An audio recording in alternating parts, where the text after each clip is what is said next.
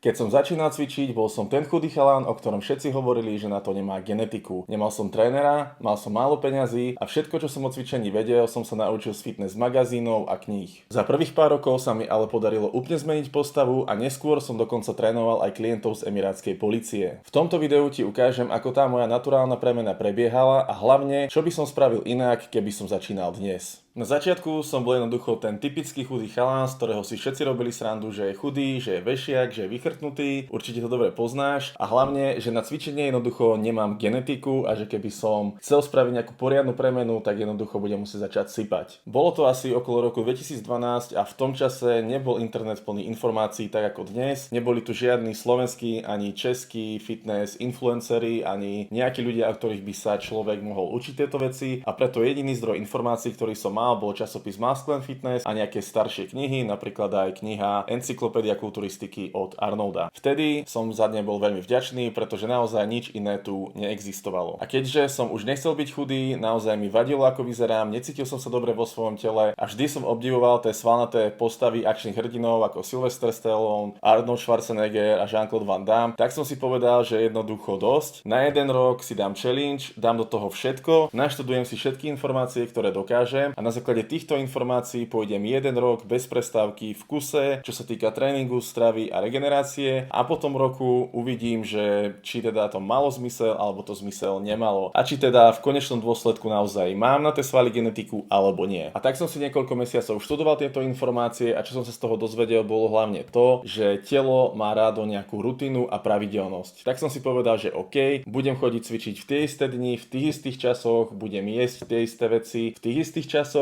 respektíve tie veci, ktoré budú k dispozícii a samozrejme, čo sa týka spánku, dočítal som sa, že by to malo byť 7 až 8 hodín. Povedal som si, že na jeden rok toto vôbec neporuším a bodka. Poďme sa teda pozrieť na to, ako vyzeral ten tréning a všetko okolo toho v prvý rok. Prvý rok som cvičil 3 krát do týždňa, väčšinu času 3 krát do týždňa, aspoň zo začiatku a trénoval som klasický kulturistický split, kde som mal svalové partie precvičené 1 krát do týždňa. V pondelok som cvičil hrudník, biceps, brucho, v stredu nohy a ramena a v piatok chrbát, triceps a brucho. Čo sa týka stravy, jedol som 5 krát do dňa. Každý jeden deň počas toho roku som jedol 5 krát do dňa. Raňajky vyzerali väčšinou tak, že som si dal nejakú kašu, či už špaldovú, rýžovú alebo ovsenú. Keď som mal peniaze na proteín, dal som si do toho proteín, orechy, banán a išiel som do školy. Na 10. som mal hlavne pečivo, čiže boli to 2 až 3 krajce chleba alebo 2 až 3 rožky so salámou alebo šunkou. V tom bolo ešte maslo, horčica a občas nejaká zelenina. Čo sa týka obedu, tak som mal klasický školský obed, čo bolo v školskej jedálni, to som jedol. Prípadne som si odložil peniaze na obedy a kúpil som si vlastnú stravu, keďže som vedel, že tá bude mať viacej bielkovín. A teda stalo sa párkrát aj to, že som si do školy doniesol normálne urobené vajíčka, dal som si ich zase s pečivom a s kúskom zeleniny. Čiže aj takto vyzerali moje obedy, za čo mi spolužiaci potom moc nepoďakovali, pretože to bolo cítiť na celú triedu. A počas celého roku som mal jedno pretréningové jedlo, ktoré som jedol vždycky hodinu a pol pred tréningom a to bolo 100 gramov ovsených vločiek, jeden banán a keď som mal peniaze na proteín, dal som si tam proteín, keď som nemal peniaze, nedal som si tam proteín. Potom na večeru som mal celý rok, proste odjak živa, celý rok som mal 5 vajec. K tomu pečivo, spravil som si tie vajce na rôzny spôsob, niekedy praženicu, niekedy voľské oči, niekedy vajce na tvrdo. A toto bol zhruba môj jedálniček, ktorý vyzeral na 90%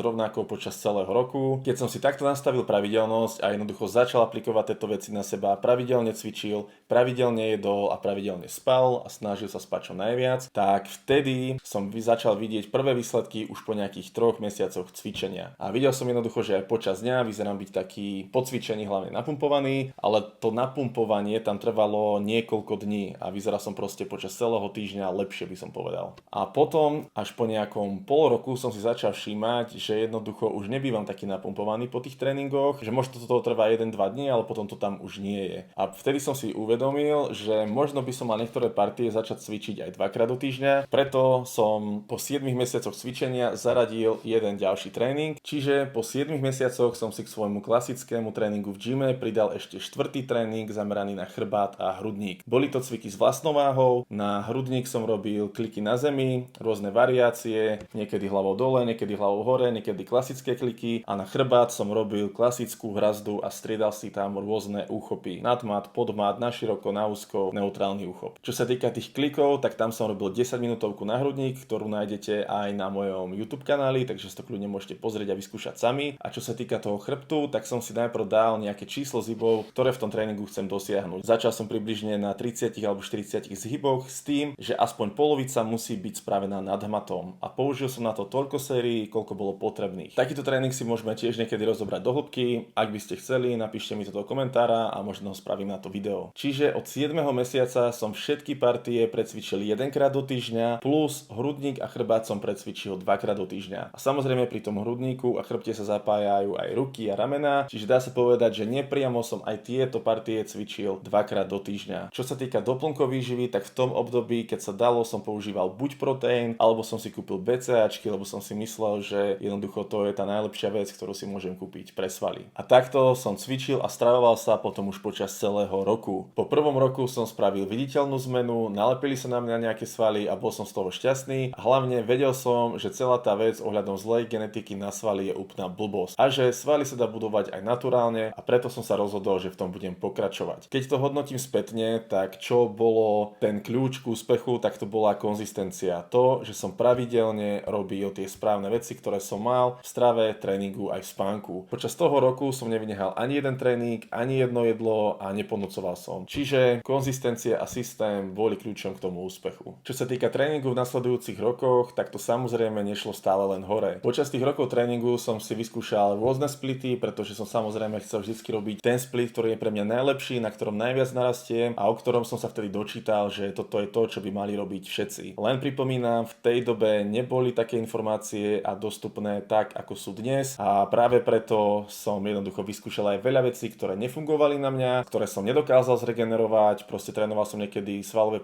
partie takým štýlom, že som si povedal, že tak si zbombím dneska nohy, že až nebudem môcť odísť z tej posilky a že vtedy mám tú istotu, že som spravil maximum pre ten rast a že bude to rásť. Niekedy som cvičil proste aj 15 dní v kuse, každý jeden deň, až kým som nepochopil po 2 týždňoch, že toto není cesta, lebo celé telo ma pálilo, nedokázal som zregenerovať, nebol som väčší a ešte aj výkony mi padali a jednoducho počas tých rokov som si vyskúšal fakt, že veľa splitov, medzi také najznámejšie, ktoré dneska sú často skloňované, sú práve push-pull alebo push-pull legs, alebo vrch tela, spodok tela, alebo celotelové splity, napríklad korte, alebo samozrejme aj klasický bro split alebo klasický kulturistický split. A teda za tie roky som toho vyskúšal naozaj veľa a vyskúšal som si, čo na mňa funguje, čo nie a na základe aj dnešných informácií už viem, prečo to funguje a prečo to nefunguje a na koho áno, na koho nie. Neskôr sa zo mňa stal tréner a mal som možnosť trénovať niekoľko rokov aj klientov z emirátskej polície na Abu Dhabi Police College. Ich cieľom však nebolo vybudovať veľké svalnaté postavy a vyzerať dobre, ale ich cieľom bolo zosilnieť a zlepšiť výkon. A pritom ich tréning bol extrémne jednoduchý. Hlavne základné viacklubové cviky, rôzne špecifické drily, sledovanie progresu a konzistencia. A práve tam som si uvedomil, že toto je presne to, čo chýba väčšine ľudí v gyme a že vďaka tomuto som aj ja mal v minulosti vždy progres. A teda mať správne nastavený systém, ktorý konzistentne dokážeš dodržiavať dlhodobo. Poďme sa pozrieť na to, čo by som dnes spravil inak, keby som začínal dnes od nuly, pretože pár vecí by sa určite našlo, ktoré som mohol vtedy vylepšiť, na ktoré som sa mohol viacej zamerať a tie výsledky by boli lepšie alebo rýchlejšie. Čo sa týka tréningu, tak keby som na to mal peniaze, určite by som si zaplatil nejakého dobrého trénera, pretože aj spätne, keď sa na to pozerám a myslel som si vtedy, že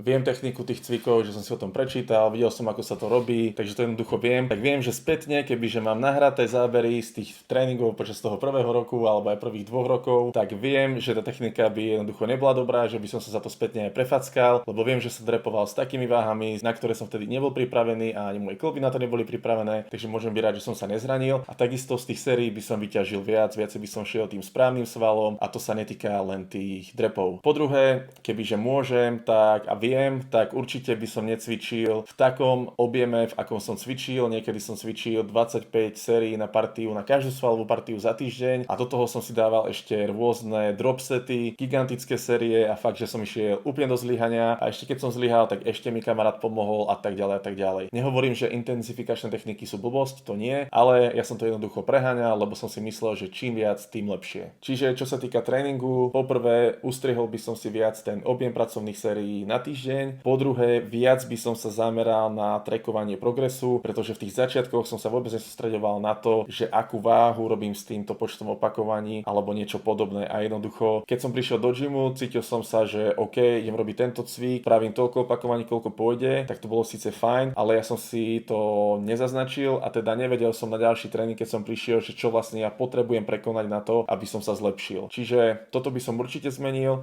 a ďalej naučil by som sa pod dozorom tú techniku cvikov, pretože keď je tréner dobrý, tak jednoducho ma to naučí rýchlejšie, než keď sa to ja sám budem učiť niekoľko mesiacov. Ale podotýkam, ten tréner musí byť naozaj dobrý a musí sa ti venovať. Čo sa týka stravy, tak čo by som zmenil je určite to, že už od začiatku by som sa zameral na to, aby som si sledoval nielen príjem bielkovín, ale aj príjem celkových kalórií, sacharidov aj tukov. Pretože hlavne v začiatkoch som vedel, že na to, aby mi rastli svaly, proste musím veľa jesť a mať dostatok bielkovín. Toto sú dve premene, ktoré som sledoval a snažil som sa jesť najviac ako sa dalo. Ale potom s odstupom som videl, že tie výkony jednoducho nie sú také dobré a keď som sa zameral na to, že vypočítam si, koľko by som mal mať teraz aj tuku a koľko by som mal mať sacharidov a začal som to dodržiavať, tak jednoducho tie výkony išli hneď hore, hneď som sa zlepšil a bolo to viditeľné proste už v priebehu pár týždňov aj na tej postave. Takže tú energetickú bilanciu by som v minulosti mal riešiť viacej, pretože som bol aj mimo gymu častokrát aktívny a jednoducho chodil som na turistiku, chodil som veľa na bicykli a viem, že určite veľakrát som bol skôr v deficite, aj keď som sa snažil budovať svaly. No a posledným bodom je regenerácia. To, čo má na regeneráciu najväčší vplyv, je spánok a ja viem, že v minulosti som ho častokrát podcenil, pretože som jednoducho, keď som mohol, tak som si jednoducho budík nastavil skôr a nespal som tak dlho, ako by som mohol, lebo som spovedal, že proste ráno som sa zobudil, bol som v pohode, možno prvá hodina bola ťažšia, som sa nejako prebudil a išiel som robiť veci. Čiže postihal som síce viacej vecí, zažil pravdepodobne viacej zážitkov, ale viem, že keby som spával dlhšie, tak tie výsledky mohli byť lepšie, pretože ten spánok je veľmi dôležitý a toto je niečo, čo som podceňoval proste niekoľko rokov a teraz, keď som troška starší, tak si to viacej všímam na sebe a teraz už vidím tú hodnotu toho spánku, aj toho, že keď sa vyspím niekedy len o pol hodinu dlhšie, niekedy o hodinu, tak je to proste počas dňa veľký rozdiel na mne a jednoducho vidím, že mám aj lepší výkon, lepšie sa cítim a ten tréning je lepší.